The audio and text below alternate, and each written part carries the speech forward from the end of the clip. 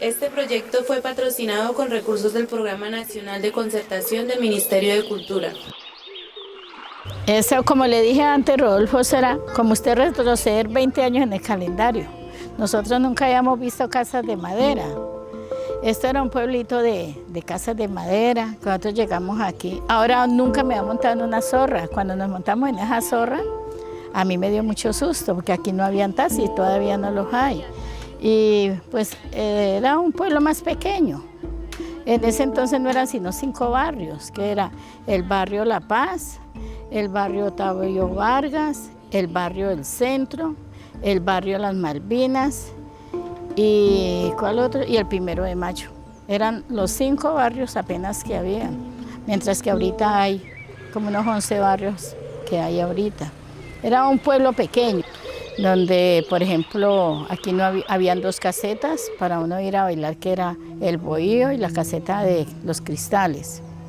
Las Malvinas era el centro de prostitución y las mujeres de las Malvinas no podían salir acá al centro ni pavonearse por las calles porque aquí había gente, las señoras eran señoras y las señoras que trabajaban en bares tenían que estar allá en sus bares, o sea, se les prohibía.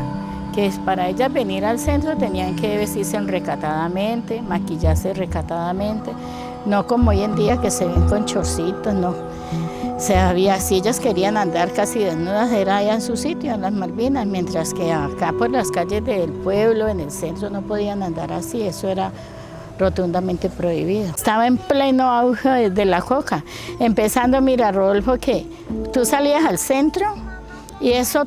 Los fines de semana salía la gente del campo, se emborrachaban viernes, sábado y domingo.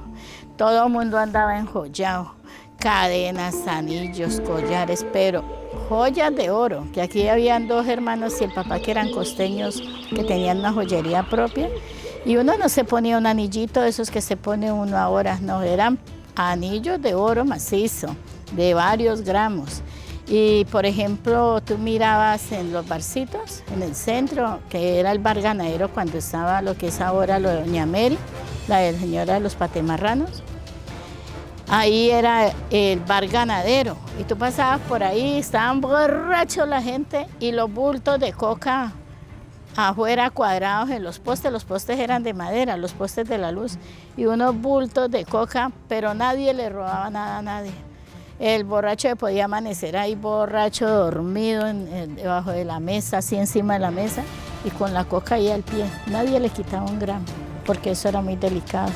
La economía de ese entonces era la coca, eso para nadie es desconocido, porque la economía del Guaviare fue la coca, ya después fueron entrando los proyectos productivos y ya no, en este momento la gente ya no vive de la coca. En ese entonces sí, automáticamente esa era la economía del pueblo. Cuando yo era alcaldesa, nosotros para ir a X o Y vereda nos íbamos en burro o en caballo. Y no eran carreteras como existen ahora, eran trochas donde el barro le llegaba a uno acá a la barriga y a las bestias también. Y le tocaba a uno andar por la carretera. Yo recuerdo una vez que se acabó el combustible y nos tocó ir hasta La Libertad a traer combustible. Y eso, carretera no había, eso eran unos huecos hondísimos que en ese entonces venían los buggies, ¿se acuerdan? Venían los buggies, unos carros grandes que tenían unas llantas como de 2 metros de alta y esos carros eran los que mantenían esa carretera súper dañada. Claro, sí nos sorprendimos porque mi hermana, nosotros la llamamos y ella decía que ese era un pueblo pequeñito, ¿cierto? Entonces cuando nosotros llegamos, en verdad que era un pueblo pequeño, pero había mucha gente de todas partes del país, porque Calamar es un pueblo donde todos somos emigrantes de diferentes departamentos. Con el señor que yo trabajé en el almacén, el señor también tomaba mucho, don José Jiménez se llama él, porque él se fue. Él se fue debido a muchas deudas que tenía, porque tomaba mucho y no pagaba las facturas. Y yo trabajaba con él, yo era la empleada de él. Entonces, ese almacén tocó cerrarlo como 2 años, porque yo estuve 2 años trabajando sin ganar sueldo.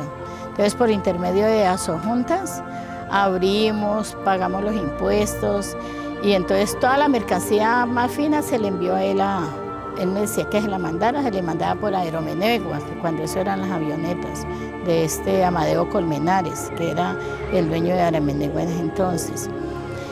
Y lo que quedó, pues se inventarió, se acabó de pagar a los deudores que él tenía, y con lo que quedó del almacén, la junta, lo que deja son juntas, que en ese entonces el presidente era don Roberto Castro, se inventarió y no alcanzaba a pagarme lo que me debía en 2 años de trabajo. Pero entonces ya la junta me autorizó para abrir y para que el almacén pasara a ser mío.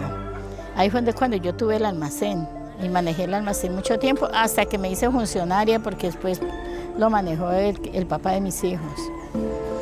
Y nosotros ahí imagínense cuánto hace eso, nosotros veníamos 1 millón de pesos diarios.